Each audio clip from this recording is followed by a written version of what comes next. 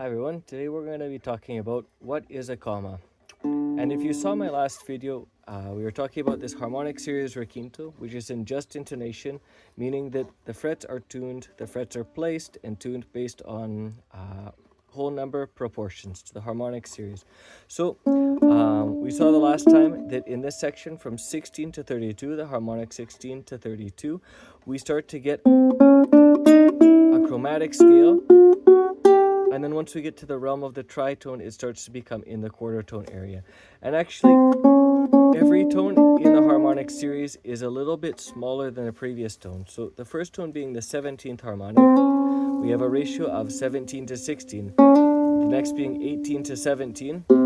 Knowing that this is the major second, the just major second, which is also a 9/8. The 9/8 is actually the same as 18 to 16. We can use that multiple of 2 to change the way that we refer to it, but it's the same thing. So then we have 18 to 19 or 19 to 18, depending on which way you want to look at the interval, 19 to 20, 20 to 21, 21 to 22, and so on. And a lot of those can be reduced if we want, but when we're in this realm of small tones, of the super particular tones, meaning that the larger number is just one away from the smaller number, each time the tone is getting a bit smaller. So we start to gradually get from the realm of a semitone, of that type of interval category, to a quarter tone.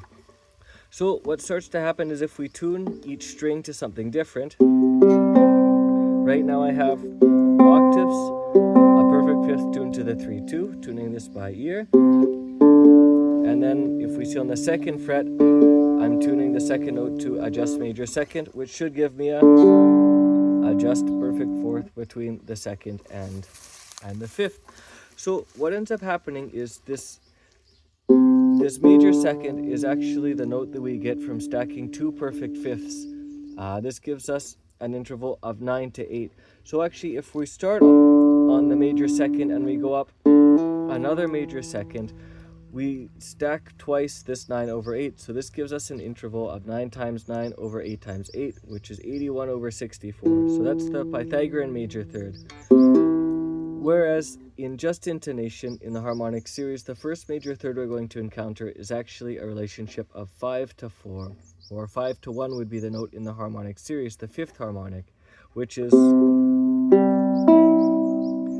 this major third. So we get the Pythagorean one, which has a lot more distortion, a lot more buzz, a lot more resistance. And this fifth harmonic, which sounds very, very sweet and grounded. So actually what we end up getting here, between these two notes, it is called the syntonic comma. So that's the difference between the Pythagorean major third and the just major third. It's a difference of 81 over 80, or about 22 cents. And it appears in a lot of different areas in the major scale and just intonation.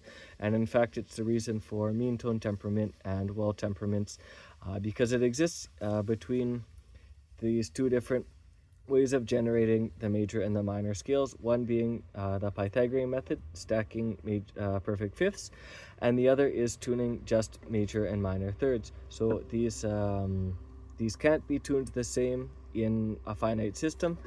So the mean tone systems are limiting the comma and make them the same by lowering the Pythagorean or bringing up the just major third. But actually, we get all sorts of commas when we have any different notes making a different harmonic series or system in just intonation.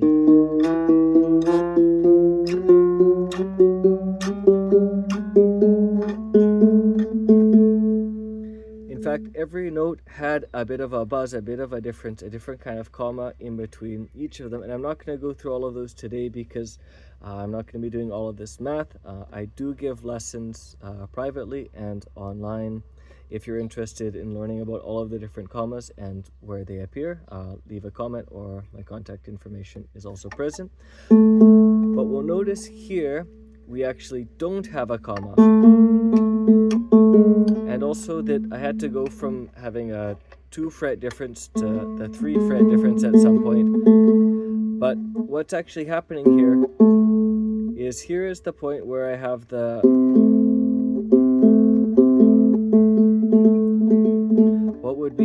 the major sixth. And actually the first major sixth that appears in the harmonic series is actually the same as the Pythagorean sixth. It's the 27th harmonic. So we know that through cycling fifths we get the sixth from a series of 3 fifths. 3 times 3 times 3 is 27. So we actually get 27 over 16 as the major sixth in the harmonic series, and not the 5 limit just sixth, which is tuned to 5/3, which is debatably more consonant in certain situations, but it's not connected to the root in the same way as the 27th harmonic, which we normally get through stacking fifths. So we have a bit of a battle of consonants between two different types of sixths, and we're not going to go into these different qualities, but we do find that when I tune the second string to the major second, which is part of the cycle of fifths,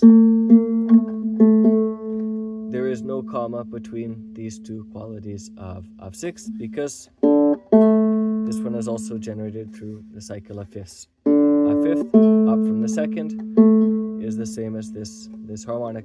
I'm going to talk about one more harmonic that we have here,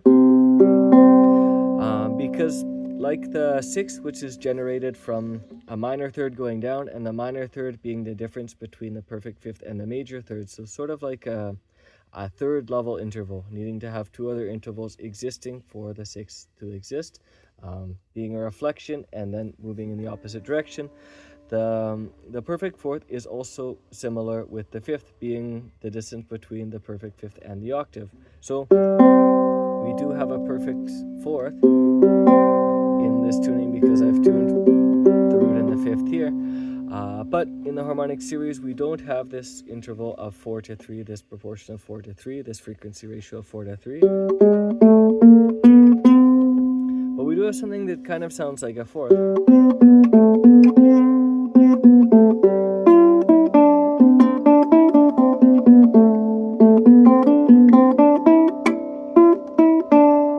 So what's going on there then? So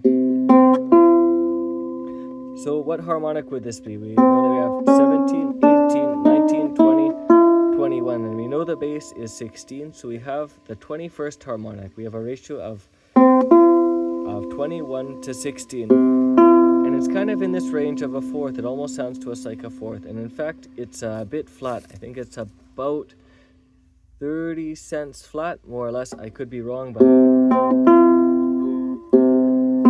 let's try to hear how flat it is, because we tuned this note to G.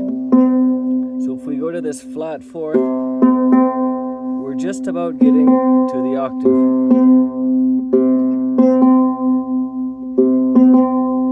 So we can actually bend this up if we want.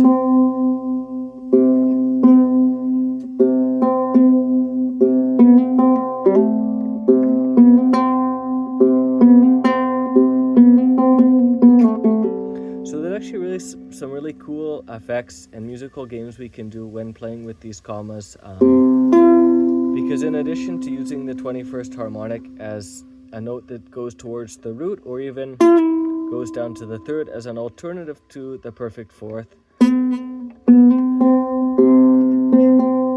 we can also use it as a note that leads up to the perfect fourth in kind of a micro tuning context, like tempering the comma within a system, or making the comma exist within a musical form.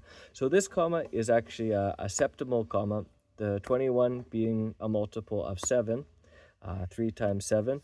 And so this comma is the ratio of 64 to 63, so the Archytas comma. So this appears once we're going one level higher. We can think of it as the 7 limit equivalent in relation to the 5 and the 3, as the syntonic comma was for the 5. So it appears in between a lot of the notes that are made by the 7th harmonic and made by the 3rd. So if we look at the structure, we get 7, 3, and then some 2s. So it's a comma that is really relating the 7th harmonic and the 3rd harmonic, like the syntonic comma is relating the 5th and the 3rd harmonic. So this comma is going to appear in between different cycles of fifths, and different cycles of the seventh harmonic, different places where the seventh harmonic appears. And we can also find the similar pattern in different harmonics. We can find one that will exist between 5 limit intervals and 7 limit intervals, between 5 limit intervals and 11 limit intervals, between 11 and 7, and so on. And we can also find ones between combinations, that we can find commas that use 5 and 3 together and compare them to 7, or that use 5 and 7 together and to compare them with 3. We can go further into this, and other videos I will go further into some commas that exist in certain equal temperaments, and the ways that we temper them, and the way that that affects how a system works and the different types of patterns that it creates. So if you have any questions, please leave them in the comment, or send me an email, send me a message on Instagram. Also give classes in English and in Spanish. Stay tuned for the next video. Thanks for watching.